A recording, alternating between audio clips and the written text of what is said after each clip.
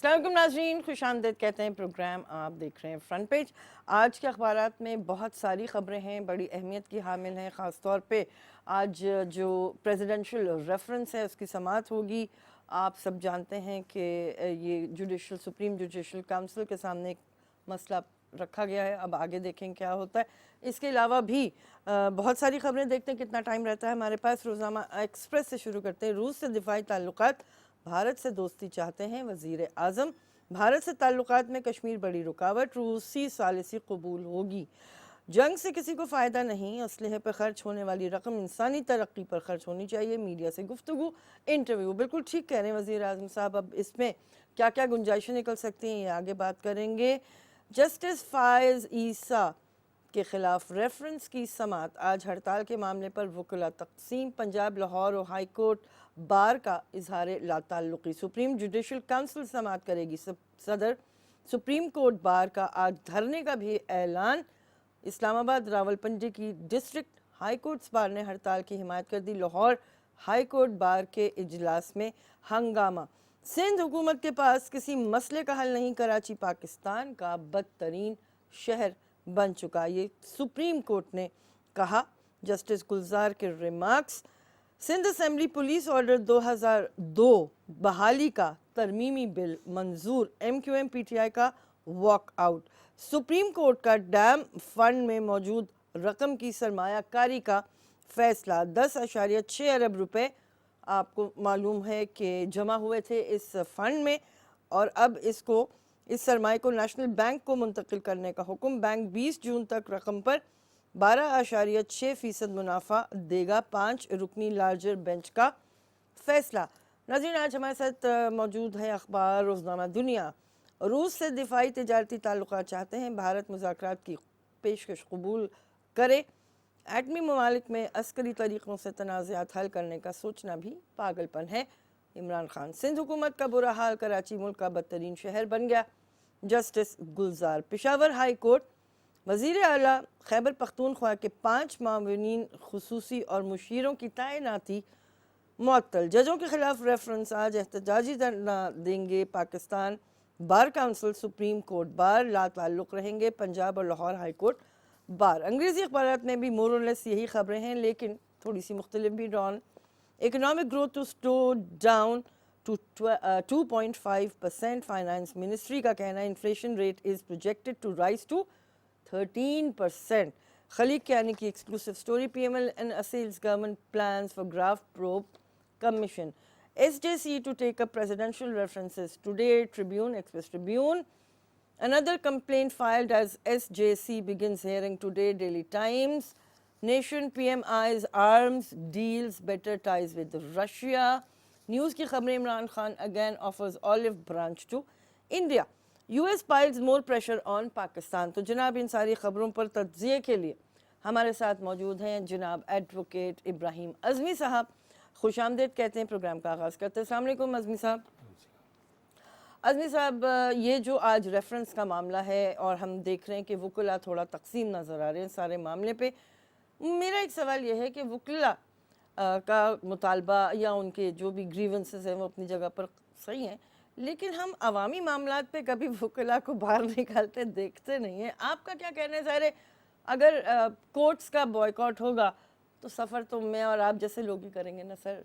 उस पर देखें, जो जजिस की तहरीक चली 2007 में, जी जी, उस पर वकला का कोई ज़ाती मफाद नहीं था। ठीक है। कि किसी वकील की तनख्वाह बढ़ाई जाए या किसी ने वकील के साथ बदतमीज़ी कर दी, या उनको हमारा ज़ाती फ़ायदा नहीं था वकला का। ठीक है। वो खालिसतन मुल्क में रूल ऑफ लॉ की बरतरी के लिए और चीफ जस्टिस को जिस अंदाज से हटाया गया था, इसलिए वकला ने किया था। और ये भी वकला इसमें डिवाइडेड हैं। हाँ। जस्टिस फाइज़ ईसा के मामले अच्छा, पे डिवाइड होने की वजह? इसकी वजह यह है कि एक तो ये कि कुछ तल्ख तजर्बात हुए हैं। अच्छा। 2007 की तहरीक के हाँ। पहले तो ये कि हमारे 4 गरीब साथी शहीद हो गए और उनको कोई पूछने वाला नहीं, उनकी फैमिलीज़ को। दूसरी तरफ जो वकला की जो लीडरशिप थी वो करोड़पति नहीं अरबपति बन गई। और ये बात हम नहीं कह रहे, ये बात एतजाज़ एहसन कह रहे हैं। उन्होंने जिस अंदाज से बड़े बड़े केसेस लिए, इसलिए इस दफ़ा वकला को पहला तो शक ये है कि जो लीडरशिप जो सुप्रीम कोर्ट बार की जो मैदान में निकल रही है, मीडिया उनसे इंटरव्यू ले रहा है, उनकी प्रोजेक्शन हो रही है, अखबार पे तस्वीर आ रही है, इसका मतलब है कि बड़े बड़े क्लाइंट उनके पास आएंगे, उनकी फ़ीस का रेशो बढ़ जाएगा, बहुत सारे जूनियर्स उनके पास आएंगे और वो भी करोड़पति और बिलियनर्स बन जाएंगे। और दूसरी तरफ वकला जो वो कहते हैं कि हम इनकी तहरीक का ईंधन क्यों बने, ये एक बहुत बड़ा इशू है। और दूसरी वजह ख़ास तौर पे पंजाब में ये है कि एक वकील की और एक जज की कोई बात बढ़ गई, वकील साहब ने कोई अटैक कर दिया जज साहब पे, इमरान मंज नामी वकील पे, और इन्होंने वकील साहब चूँकि यामा हो चुके थे, गिरफ्तारी नहीं दे रहे थे, तो उनके वालिद और भाई को गिरफ्तार किया गया। फिर वकील साहब ने गिरफ्तारी दी इमरान मंज ने, और उसको 1 महीने से भी कम वक्त में सज़ा दे दी गई। ठीक है, ऐसा पाकिस्तान की तारीख में कभी नहीं हुआ। तो वकला की इस दफ़ा जजेस के हवाले से तलखी है। अच्छा। और इस दफ़ा वो तहरीक में वो बात नहीं है। और दूसरी सबसे बड़ी वजह ये कि जस्टिस फ़ाइज़ ईसा के बारे में कहा जा रहा है कि उनके फ्रांस में विलाज हैं। अब लोग कह रहे हैं कि आप ठंडे मकामात पे अपने विलाज रहें फ्रांस जैसे इतने महंगे इलाके में, और वकला इस गर्मी में आपके लिए सड़कों पे निकले। ठीक है, तो इसलिए वकला इस दफ़ा डिवाइडेड है। ठीक है। अच्छा, अभी आप बता रहे थे कि सिंध में इसका कोई इम्पैक्ट इसलिए नहीं कि यहाँ छुट्टियाँ, यहाँ चूँकि तातीलात हैं, जून में सिटी कोर्ट में, हाई डिस्ट्रिक्ट कोर्ट में, और हाई कोर्ट में जो है वो जून और जुलाई में अर्जेंट काम होते हैं। ठीक है, ठीक है, चाइनीज normal जजेस routine के बैठते courts हैं, में। लेकिन जो रूटीन के जो केसेस होते हैं वो फिर उनकी तारीख जुलाई और अगस्त में चली जाती ठीक है। है, तो चूंकि यहाँ वैसे ही स्ट्राइक है, स्ट्राइक होना न होना बराबर है, इसलिए कि यहाँ तो वकला आ ही नहीं रहे, तो यहाँ इतना ज़्यादा कोई इम्पैक्ट नहीं होगा। ठीक है। अच्छा, अब आगे बढ़ते हैं। कंट्रोल रूम से मैं कहूँगी कि प्लीज़ मेरा ये इंटरनल फीडबैक बंद कर दें, मुझे अपनी आवाज़ खुद आ रही है। हेलो जी, please, thank you very much. अच्छा, आगे बढ़ते हैं। और जो वज़ीर आज़म साहब ने बात की है, शंघाई कोऑपरेशन, रूस से दिफाई ताल्लुकात, भारत से दोस्ती चाहते हैं, बात तो उनकी उसूली तौर पे बिल्कुल ठीक है, लेकिन हमने ये देखा कि मोदी साहब, उनको पाकिस्तान ने एक गुडविल जेस्टर के तौर पे बिश्केक जाने के लिए जो फ्लाई जोन है, एग्जैक्टली, लेकिन मोदी साहब भी कुछ यू टर्न के माहिर लगते हैं, मूड चेंज हो जाता है, और उनको मोदी नहीं मूडी होना चाहिए उनका नाम। तो मुझे बताइएगा कि कोई नए इम्कानात सामने आ रहे हैं? उसमें ऐसा है कि बीजेपी ने जो वहाँ इलेक्शन लड़े हैं वो पाकिस्तान मुखालिफत और पाकिस्तान दुश्मनी की बुनियाद पर लड़े हैं। अब चूँकि अभी इनको पहले से ज़्यादा वोट मिले हैं, इनकी मज़ीद ज़्यादा मजबूत हुकूमत है, और ऑलमोस्ट सेनेट के बाद वो 2/3 मेजॉरिटी कोशिश करेंगे कि वो चले जाएं, और वो कश्मीर के हवाले से और दूसरे मुसलमानों के जो पर्सनल लॉज हैं उनके हवाले से कोई तरमीम करना चाहते हैं। तो वो इस वक्त जो है वो फ़ौरन पाकिस्तान से अगर दोस्ती करेंगे तो लोग ये समझेंगे, इंडिया में अपोजिशन ये तासुर देगी, कांग्रेस और दूसरी पार्टियां, कि देखें जी आपने जितनी भी पाकिस्तान के हवाले से दुश्मनी क्रिएट की थी इलेक्शन में, वो इसलिए की थी कि आपको वोट मिले। नहीं, तो अब आपका कहने का मकसद है कि ये अब उनकी सियासी मजबूरी बन गई है? कुछ वक्त लगेगा। अच्छा। इसमें कुछ वक्त लगेगा, उनको पाकिस्तान से दोस्ती करनी पड़ेगी। जैसा कि आप कह रहे हैं कि इमरान खान ने रूस के अखबार को इंटरव्यू दिया, व्लादिमीर पुतिन से तो उनकी आज मुलाकात है, तो उन्होंने इसमें यह कहा है कि दो जो एटमी ताकतें हैं उनका जंग का सोचना भी एक नादानी है। और 98 में जब मुशर्रफ और वहाँ वाजपेयी थे यहाँ, और पाकिस्तान में मुशर्रफ थे 2004 में, तो eyeball to eyeball 10 lakh फौजें खड़ी थी, लेकिन वो वापस चले गए। वो वापस इसलिए चले गए कि दो एटमी ताकत की लड़ाई नहीं हो सकती। तो उस वक्त इंडियन मीडिया भी पाकिस्तान में आ रहा था, वहाँ के नौजवान कह रहे थे पाकिस्तान पे अटैक करें, पाकिस्तान पे हमला करें। तो वहाँ के जो सीनियर लोग थे, जो बुजुर्ग लोग थे, वो कह रहे थे देखें दो एटमी ताकतों के दरमियान जंग का सोचा भी नहीं जा सकता। और हमें देखना चाहिए कि रूस और अमेरिका के दरमियान भी सर्द जंग चली है 50 साल तक, लेकिन उनके यहाँ जो थे वो 10,000 मील से ज़्यादा का फासला था। अगर कोई गलती भी है तो 10-12 मिनट में उसको मतलब सॉर्ट आउट किया जा सकता है। हमारी और इंडिया की और अमेरिका के ताल्लुकात हमारी और इंडिया की बॉर्डर बहुत ज़्यादा मिलती जुलती है। यहाँ से अगर कोई एटम बम या वहाँ से चला तो वो 1-1.5 मिनट में वो काम अपना कर दिखा देगा। तो हमारे पास वो स्पेस भी नहीं है। अज़मी साहब, मैं तो ये कहती हूँ अल्लाह न करे, अल्लाह न करे, अल्लाह न करे ऐसी कोई सिचुएशन है तो हम यहीं पे अपना बटन दबा लें, वो वहीं पे दबा लें, मतलब एक्चुअली एक्सचेंज करने की जरूरत भी नहीं पड़ेगी। तो अगर वैसे ये सोचा जा रहा है कि अगर कोई पहले अटैक करता है जी, तो बाद में दूसरा मुल्क कैसे सरवाइव करके उस पर अटैक करेगा। अब हर शहर में हमने उनके फिट किए हुए हैं कि हर शहर को तबाह करने के लिए वो कितने किलोमीटर के बाद, और उन्होंने हमारे शहरों पे फिट किए हुए हैं। चलिए ब्रेक लेते हैं जी, वापस आएंगे। प्रोग्राम आप देख रहे हैं फ्रंट पेज।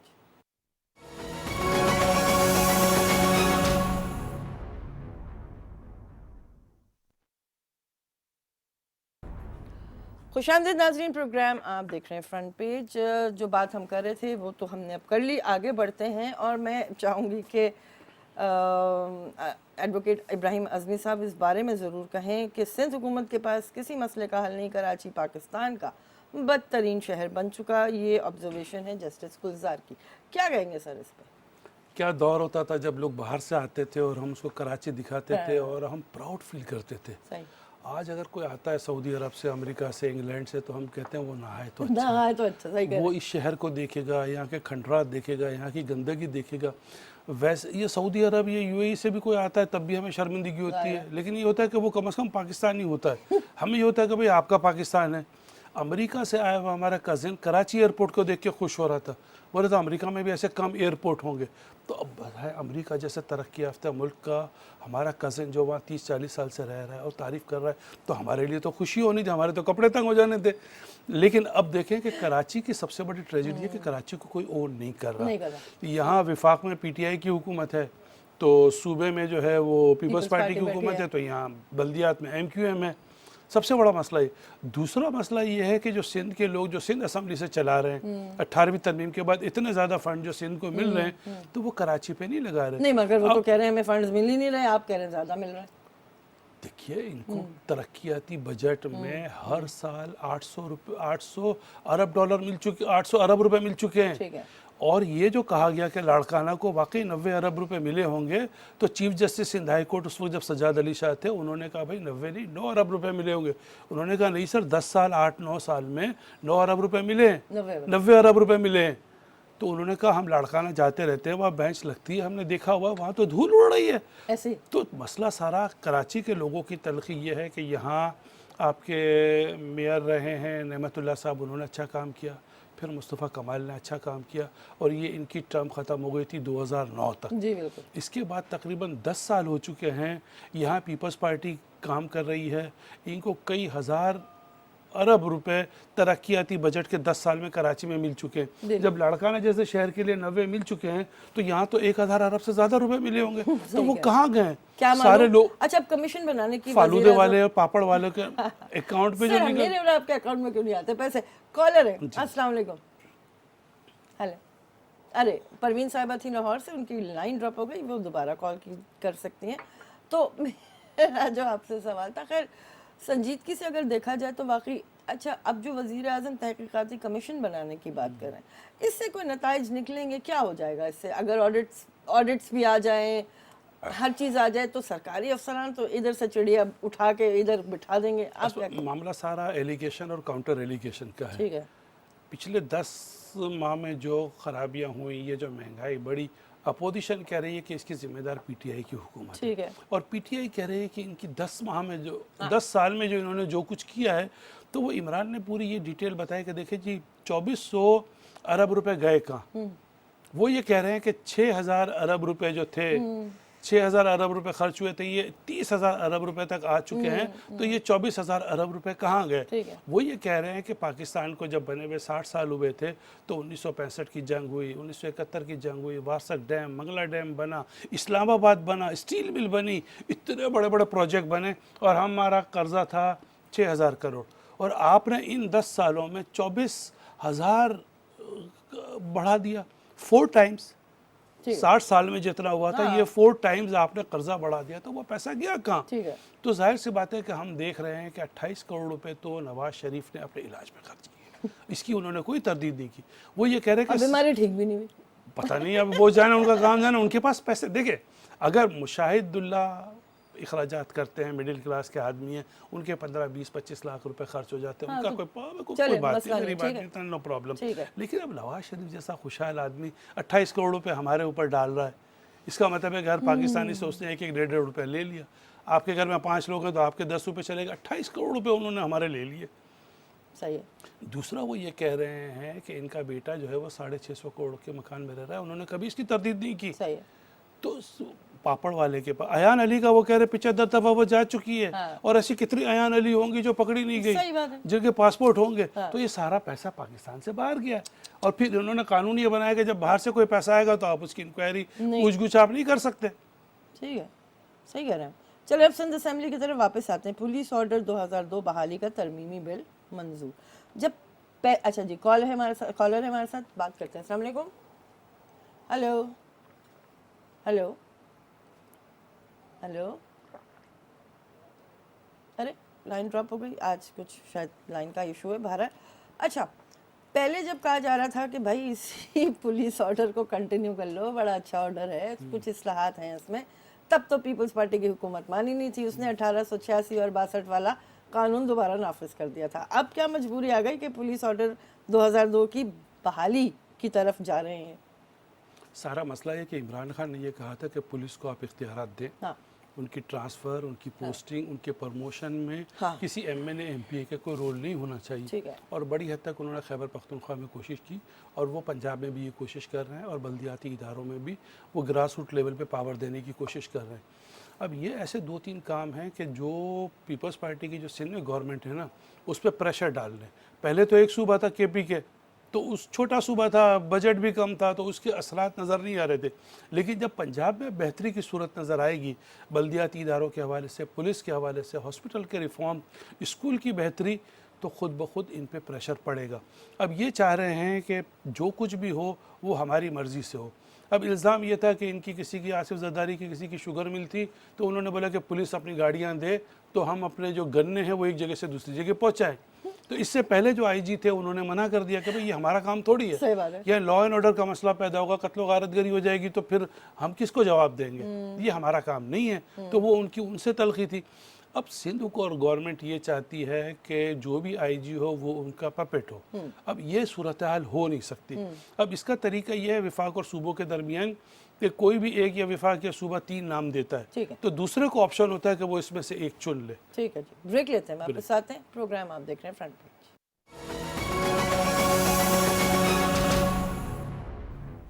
खुशामदीद नाज़रीन, प्रोग्राम आप देख रहे हैं फ्रंट पेज। हमारे साथ परवीन साहिबा लाहौर से मौजूद हैं। अस्सलाम वालेकुम।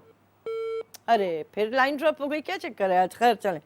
अच्छा अज़मी साहब, मैं इस पे आप तबसरा चाहूँगी। एक्सेस ट्रिब्यून की खबर है, PM directs raising retirement age of civil servants. वो कह रहे हैं कि मिनिस्ट्री ऑफ फाइनेंस से जो है वो पूरी तफसीलात ली जाएंगी कि अगर ये काम किया जाए कि रिटायरमेंट एज को 63 ईयर्स तक ले जाया जाए तो इसका ख़जाने पे क्या बोझ पड़ेगा। लेकिन मेरा आपसे सवाल ये है, वज़ीर आज़म साहब ने तो कहा था कि नौजवानों की यानी उनकी जो रोज़गार है उसमें इजाफा होगा, उनको एसिमुलेट किया जाएगा।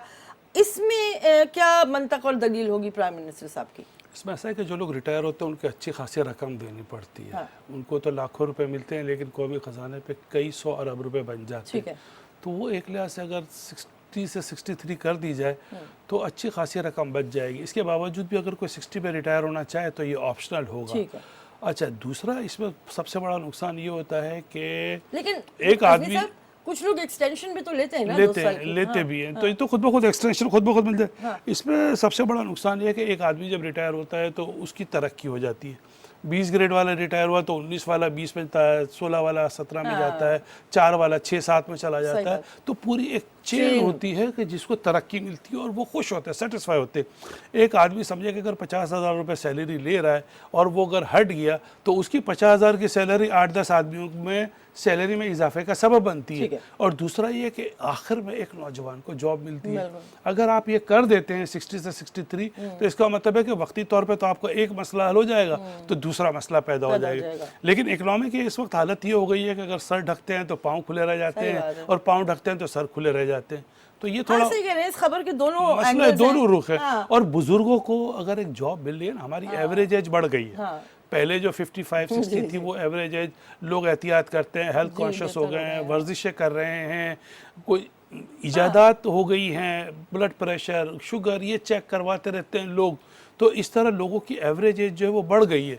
तो इसका मतलब है कि एक बहुत बूढ़े लोग जो हैं, इससे पहले मैं 2003-4 में देख रहा था इंडियन टीवी चैनल पे, तो एक सिख का इंटरव्यू आ रहा था। तो उसकी उम्र उस वक्त 55 साल थी और वो रिटायर हो गया था। वो कह रहा था मैंने सारा पैसा जो है वो बच्चों की तालीम पे, घर पे और बच्चों की शादी पे लगा दिया। अब क्या करूं? अब 3 जगह उसका पैसा लग गया, बच्चों की तालीम, उनकी शादी और घर। बोला मैं रिटायर हो गया हूँ, मुझे पता है एवरेज एज भी बढ़ गई है, मेरी सेहत भी बेहतर है, लेकिन मुझे नई जॉब कौन देगा इस बुढ़ापे में। तो ये एक ट्रेजेडी है बूढ़े लोगों की। लेकिन दूसरी तरफ ट्रेजेडी नौजवानों के साथ भी। चलें, कॉलर है। अस्सलाम वालेकुम। वालेकुम अस्सलाम। जिहाद अर्ज कर रहा हूँ, आपके मेहमान की खिदमत में भी सलाम। वालेकुम सलाम जनाब। एक आज मेरा दो सवाल है, जी। क्योंकि ये वकील साहब हैं। एक कानून आया है कि झूठी गवाही, झूठी हाँ FIR, हाँ उसके हाँ ऊपर भी सजा है। बिल्कुल। तो जो अदालत में वकील पेश करता है ना झूठी गवाही के लिए, उसके लिए क्या सजा मुकर्रर की है? एक तो अच्छा ये सवाल सवाल है। अच्छा सवाल है। दूसरा, ये महंगाई बढ़ी है, वो आवाम कहाँ है, किसके ऊपर बढ़ी? हम जैसा आप जैसा तो बस अरे फिर लाइन ड्रॉप हो गई। ठीक है जी, आपका एक सवाल आ गया हमारे पास और अच्छा मुनासिब सवाल था जी। वकीलों की भी तो कुछ हाँ सजा होनी बेशक चाहिए। जिम्मेदारी है हाँ। वकीलों की भी, हम नहीं कहते कि वकील जो है जिम्मेदारी से बरी है, लेकिन अब एक केस ये ज़्यादातर होता है क्रिमिनल केसेस में, क्रिमिनल केसेस में ज़्यादातर होता है, और ये देही इलाकों में ज़्यादातर ज़्यादा होता है कि एक आप देखें कि मुख्तार माई का जो केस था, आज भी उसकी बरियत के खिलाफ उन्होंने कहा है कि वो दर्जनों लोगों को, सैकड़ों लोगों को, उसमें 40-42 लोगों को पार्टी बना दिया। सुप्रीम कोर्ट में जाके सारे लोग बरी हो गए, और ऐसे लोगों को पार्टी बना दिया कि जो एक बच्ची का नया नया रिश्ता हुआ था वो जानते भी नहीं थे उस खानदान को। बिल्कुल ठीक है, सही कह रहे हैं। मैं वो खबर ढूंढ रही थी यहीं पे, मुख्तारा माई केस मुलजिमों की बरियत के खिलाफ अपील मुस्तरद हो गई है। तो अब ये सारे मामला तो तो भारत ये कोर्ट चूंकि शुरू में चूंकि ये सिलसिला होता है ज़्यादातर, और इसमें ऐसा होता है कि अदर साइड का भी वकील होता है। अगर एक वकील ने किसी को झूठा गवाह तैयार, सच्चे गवाहियों के लिए पढ़े लिखे काबिल लोगों के लिए विटनेस बॉक्स में खड़ा होना इतना आसान नहीं होता। वकील जो है वो सारी चीज़ें उनको पूरी डिटेल पता होती है, उनका प्रोफेशन होता है, तो वो दूसरा जो वकील होता है वो उसको झूठा साबित कर देता है अगर वो झूठा है। ठीक ठीक है। अच्छा, एक्सप्रेस ट्रिब्यून की एक खबर है, repayment of Chinese loans to start in 2021।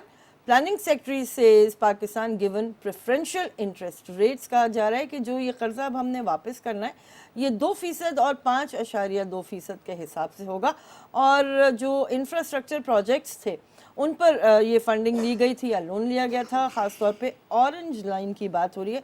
सवाल, ये तो आ गई बात, सवाल मेरा ये है, हमने गुज़िश्ता दिहाइयों में देखा है, आपने जिस तरह जिक्र किया कि बड़े बड़े प्रोजेक्ट्स आए लेकिन वो अवामी अफादियत के प्रोजेक्ट्स थे, उसमें मेरे आपके और इसके और उसके रिश्तेदार के इंटरेस्ट्स नहीं थे।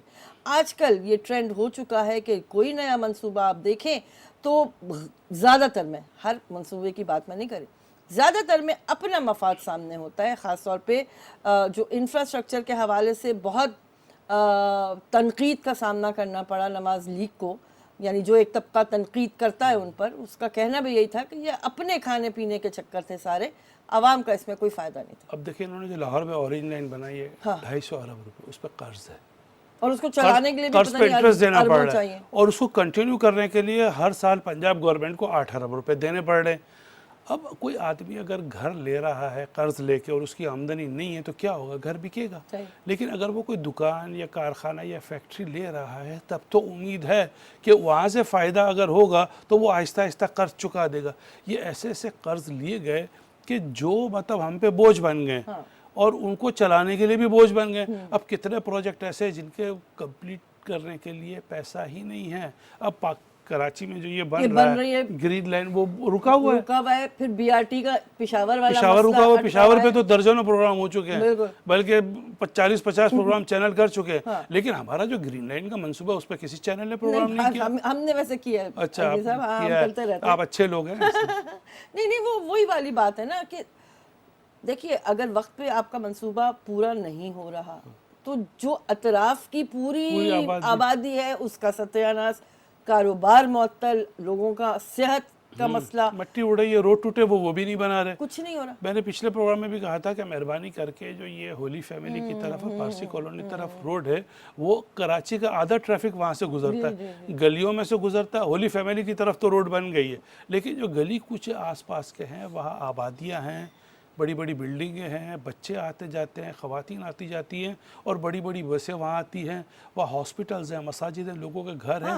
पूरा रोड टूटा हुआ और गाड़ियाँ मट्टी उड़ाती हुई जा रही। दूसरी एक और इसकी खराबी आ रही है, बड़े बड़े प्रोजेक्ट्स में तो चले थोड़ा बहुत काम नज़र आता होगा, जो पूरे शहर, हम सिर्फ अभी कराची की अगर बात ना भी करें, पाकिस्तान भर में तमाम शहरों का यह हाल है कि जो अंदर की गलियाँ हैं, जो रेसिडेंशियल कॉलोनीज़ हैं और अच्छी अच्छी जगह हैं, कच्ची वादियों को बेचारों को उनको भी छोड़ दें आप, उनकी असरकारी, उनकी बहाली, उनकी पेवमेंट्स, उनकी लाइटें, मतलब कोई ये काम इतना तरक्याती बजट जाता कहाँ कहाँ है, है, ये भी मतलब तो इस- पता चले ना लोगों को। अच्छा चले अगर कराची इनका नहीं है, जो सिंध असेंबली में बैठे हुए चौधरी ये वडेरे हैं कि ये ना कराची में पैदा हुए, सही, न ये कराची में ईद मनाते हैं, ठीक है। न ये कराची में दफन होंगे। अच्छा जी, ब्रेक के लिए कहा जा रहा है जी, आते हैं वापस। प्रोग्राम आप देख रहे हैं front page.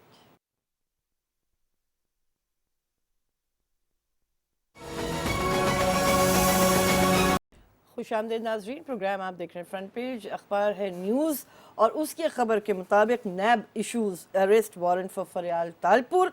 NAB intelligence officers tasked with locating her whereabouts. PPPP says Zardari house residents not afraid of such tactics. तफसीलात ये हैं कि पिंडी नैब के पिंडी चैप्टर को अरेस्ट वारंट्स जो हैंड ओवर कर दिए गए हैं और जो अप्रूवल दिया है वो chairman justice retired Javed Iqbal साहब ने दिया है। लेकिन अब मसला ये पड़ा हुआ है कि उनको ढूंढा जा रहा है फरियाल तालपुर साहिबा को कि वो है कहाँ। अच्छा ये इस पे मैं क्या बात करूँ, आप ये बताइए क्या देख रहे हैं, ये क्या वाकई मकाम इबरत है या ये रूटीन की चीज़ें हैं, क्या है ये? ये मकाम इबरत है, इसलिए कि इनका एक बेटा शायद खुदकशी कर ली फरियाल अच्छा। तालपुर की, और बेटी इनकी एबनॉर्मल है। वो कह रहे इतने पैसे को करना क्या है। हम देख रहे हैं कि सद्दाम हुसैन के पास कितना पैसा था, कज़ाफ़ी के पास कितना था, हुस्नी मुबारक के पास बिलियंस ऑफ डॉलर्स थे, जितने इनके पास अरब रुपए उनके पास इतने डॉलर थे। 30-30 साल उन्होंने हुकूमत की थी और ऑयल वहाँ था और वो पिंजरे में उनको अदालत में लाते थे। अब 60 साल 65 साल 70 साल के बाद हम देखते हैं कि आदमी चल नहीं सकता। नहीं। मुझे हर हफ्ते वुकला में एक वकील ऐसा नज़र आता है जिन्हें हम 25 साल पहले बड़े सेहतमंद ताकतवर चलते फिरते सीढ़ियाँ देख रहे थे, आज कोई लाठी में है, कोई व्हील चेयर पे है, कोई उठ नहीं सकता सोफे से, कोई चल नहीं सकता। ये 60 साल 70 साल है। अब जब आप पैसे कमाना शुरू करते हो तो 40-50 साल तो आपकी एज हो जाती है। अब 10-15 साल आपके पास लाइफ टाइम होती है और हुजूर अकरम सल्लल्लाहु अलैहि वसल्लम की हदीस है कि उससे बड़ा बेवकूफ़ कोई नहीं है कि जो दूसरे की दुनिया बनाने के लिए अपनी आखरत ख़राब करे। कर ले, सही बात है। अब आपको आखरत पे अगर यकीन नहीं भी है तो आप इनको देखो तो सही कि आपके साथ अपने साथ क्या हो रहा है। अब देखिए कि जो स्पीकर है सिंध असेंबली के दुरानी साहब, उन्होंने अपनी पूरी फैमिली को बाहर भेज दिया और ख़ुद गिरफ्तार हैं और वो तंज कर रहे थे आपके MQM के जो पार्लिमानी लीडर हैं कि मिलके खाए जा, मिलके खाए जा, और वो कह रहे थे सर आपकी कोई बात नहीं है। वो स्पीकर से कह रहे हैं दुरानी साहब से सर आपकी कोई बात नहीं, वो तंज कर रहे हैं और वो शर्मिंदा होकर सुन रहे हैं। तो एक पैसा एक वक्त तक आपको मज़ा देता है, आपके यहाँ AC लग जाए, आपके पास बड़ी गाड़ी आ जाए, बड़ा आपका बंगला आ जाए, लेकिन फिर जब इससे ज़्यादा होता है तो वो मज़े में कमी आ जाती है। वही चीज़ आप अगर एक अच्छी चीज़ खा लें और दोबारा भी आपको वही अच्छी चीज़, आपको मज़ा नहीं आएगा। लेकिन इसमें होता क्या है, वो ये कहते हैं, काउंटिंग करते हैं कि अब हमारे पास इतना पैसा हो गया जी। उनकी 2 फैक्ट्रियाँ थी, हमारी भी 2 थी, अब हमारी 3 हो गई हैं। उनकी 3 थी, हमारी 4 हो गई हैं। अरे हमारी 4 हो गई तो उसकी 6 क्यों हो गई? तो अज़मी साहब, लालच की कोई हद होती है? कोई नहीं। हुज़ूर सल्लल्लाहु अलैहि वसल्लम ने कहा कि अगर किसी इंसान को अगर एक सोने की वादी दी जाए, सोने की वादी, पता नहीं सैकड़ों ARY गोल्ड वाले आ जाएंगे, है ना, सोने की वादी दी जाए तो वो दूसरी वादी मांगेगा, दूसरी दी जाए तो तीसरी मांगेगा, तीसरी मांगेगा, और उसका जो पेट है वो कब्र की मिट्टी भर सकती है। सही है। ये फिर कनात तो आदमी में, सही बात। सब्र शुक्र करे और जो मिल जाए उस पर शुक्र करे, अपने नीचे वालों को देखे, आप बेहतरी के लिए जरूर मेहनत करे, करें, मेहनत करे, कोशिश करे। जायज़ तरीके पैसे की से। ख्वाहिश में कोई बुरी चीज़ नहीं नहीं है, है। लेकिन उसकी लालच और हवस ना हो। हवस नहीं होनी चाहिए। बिल्कुल आपने सही नुक्ता इस वक्त हमारे नाजरीन के सामने रखा है। और इससे थोड़ा सा और आगे बढ़ते हैं, मेरे सामने एक और ख़बर है जो मैं चाहूँगी जिस पर आप ज़रूर बात करें। एहसान मानी साहब ने कल एक अच्छी बात की, खुशखबरी दी। उन्होंने कहा कि international cricket will return to Pakistan later this year, और कहा कि PSL 5 जो है उसके तमाम मैचेस अब होपफुली पाकिस्तान में होंगे। अब ये प्रेशर ज़रूर होगा कि इंटरनेशनल लेवल के कौन से खिलाड़ी पाकिस्तान आना चाहेंगे, लेकिन बतदरीज बहाली जो है क्रिकेट की वो होगी। देखिए हम इन खिलाड़ियों को पैसे दे रहे हैं, ठीक है, ऑस्ट्रेलिया के बड़े बड़े खिलाड़ी हैं, इंग्लैंड के और इंडिया के, जी। ये बड़े बड़े खिलाड़ी, इनको मुमकिन है पैसों की ज़रूरत ना हो, लेकिन वेस्ट इंडीज, श्रीलंका, जिम्बाब्वे ऐसे खिलाड़ी हैं कि जिनके बड़े बड़े खिलाड़ी पैसे के लिए आएंगे और वो रिस्क लेंगे। लेकिन चूंकि इंडिया, इंग्लैंड, ऑस्ट्रेलिया और न्यूजीलैंड के खिलाड़ी चूंकि डॉलर्स में कमाते हैं, बहुत ज़्यादा उनकी आमदनी है, तो वो मुमकिन है कि रिस्क न ले। सर इंडिया के साथ तो हमारे ताल्लुकात ही ऐसे नहीं है ना। लेकिन कोई भी अगर खिलाड़ी, छोटे खिलाड़ी हैं या बड़े खिलाड़ी हैं, अगर आपको ये तय कर लेना है कि हमारा ये जो PSL है 5 वो पाकिस्तान में ही होगा, फुल पे जिसको आना हुआ है ना होना है, पहले से आप एग्रीमेंट करते हैं। इसका तरीका ये होता है कि पहले जब एग्रीमेंट होता है तो 25% देते हैं, वो पाकिस्तान आ जाए तो 25% देते हैं, दौरान टूर्नामेंट 25% देते हैं, और जब हिसाब किताब हो जाता है तो 25% देते हैं। तो हम आपको 100% दे रहे हैं, बड़ा अच्छा रिकॉर्ड है पाकिस्तान का। बांग्लादेश में कोई गड़बड़ हुई थी, वो पैसे नहीं दे रहे थे, फिर लोगों ने वहाँ जाना छोड़ दिया, तो उन्होंने अपने मामला फिर ठीक किए। तो कहने का मतलब है कि जब आप पैसे दे रहे हो तो आप इनको रखो। और एहसान मानी साहब ने दूसरी बात ये कही कि एशिया कप जो है वो भी हम चाहेंगे कि पाकिस्तान में हो। अब इंडिया के अलावा शायद मैं नहीं समझता कि कोई और मुल्क मसला करेगा। और अफगानिस्तान से हम एक सीरीज की भी बात कर रहे हैं, और अफगानिस्तान की टीम बड़ी अच्छी निकल के आई है, मेरी तो फेवरेट टीम है वैसे। तो ये पाकिस्तान में ये जो अफगान महाजरीन थे जो निस्बतन खुशहाल होंगे, पैसा होगा, वो वापस वहाँ चले गए, उन्होंने पाकिस्तान में क्रिकेट खेली होगी, तो बड़े अच्छे और इंतजाम भी कोच करते रहे, उन्हें राशिद लतीफ भी कोच करते रहे, वो वहाँ गए हैं, तो वो इस तरह उन्होंने सीखा है, पाकिस्तान में ही पैदा हुए हैं। बिल्कुल सही है। अच्छा, लेकिन इसमें एक और नुक्ता है, बिल्कुल आखिरी 1-1.5 मिनट है, क्योंकि सियासी खबरें तो बहुत हम डिस्कस कर ही चुके हैं, कि क्रिकेट पे भी बहुत ज़्यादा फोकस हो गया और उसमें मायूसी बढ़ती जाती है जब टीम अच्छा परफॉर्म नहीं करती। दूसरे स्पोर्ट्स जिसमें बेइंतहा टैलेंट है, उस पर हमारी ज़रा गिरफ्त कमज़ोर है। उसमें क्रिकेट की 2 खूबियाँ हैं ना, वो कभी आप नज़रअंदाज नहीं कर सकते। पहला ये कि जो खिलाड़ी खेलता है ना, और जो बैटिंग करता है, और वो जो बॉल को जो हिट करता है ना, ये जो हिट है, ये आप छोटे 2-3 साल के बच्चों को देखें, उसमें इतना मज़ा है, फुटबॉल में नहीं है, इसको किसी में नहीं है, जो बॉल को जो हिट किया जाता है ना। और दूसरा क्रिकेट में स्कोरिंग है, 50 run, 100 run, 150 run, 300 run, 400 run, ये जो नंबरिंग है ना, आपको याद होगा 1965 की जंग में पाकिस्तान ने मुझे याद नहीं सर, मैं पैदा नहीं हुई थी, पढ़ा होगा अखबार में, तो उसमें आता था कि इतने तैयारे गिराए, 30 हो गए, 40 हो गए, तो लोगों की दिलचस्पी, देखिए नंबरिंग से लोगों की दिलचस्पी होती है। अब बाकी जो खेल है फुटबॉल, उसमें 1 या 2 गोल हो गए, ज़्यादा स्क्वायर्स में 15 पॉइंट के बाद फिर वो चेंज हो जाता है, 9 पॉइंट होते हैं, टेबल टेनिस में 6 पॉइंट के बाद चेंज हो जाती है। लेकिन क्रिकेट में जो नंबरिंग है ना, ये 700, 800, 900 तक भी ये नंबर चले जाते हैं, इसमें लोगों की दिलचस्पी है। तो चूंकि लोगों की ओपन फील्ड है, लोगों की दिलचस्पी है, लोग रहते हैं, लेकिन मेरी यहाँ तजवीज़ है कि क्रिकेट को और हॉकी को मर्ज कर देना चाहिए।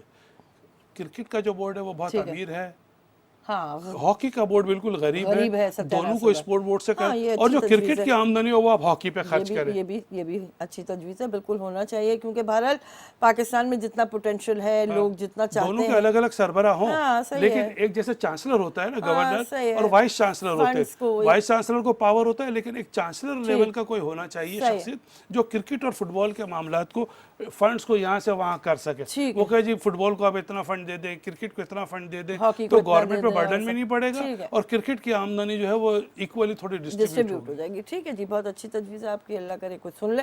चलें, बहुत शुक्रिया, आज हमने खासी मेरा ख्याल है कि एंगल्स को कवर करते हुए हासिल जी सैर हासिल जिसे कहना चाहिए। कॉलर्स से माजरत के, शायद टेलीफोन लाइन में कोई ख़राबी की वजह से उनसे रब्ता ना हो पाया।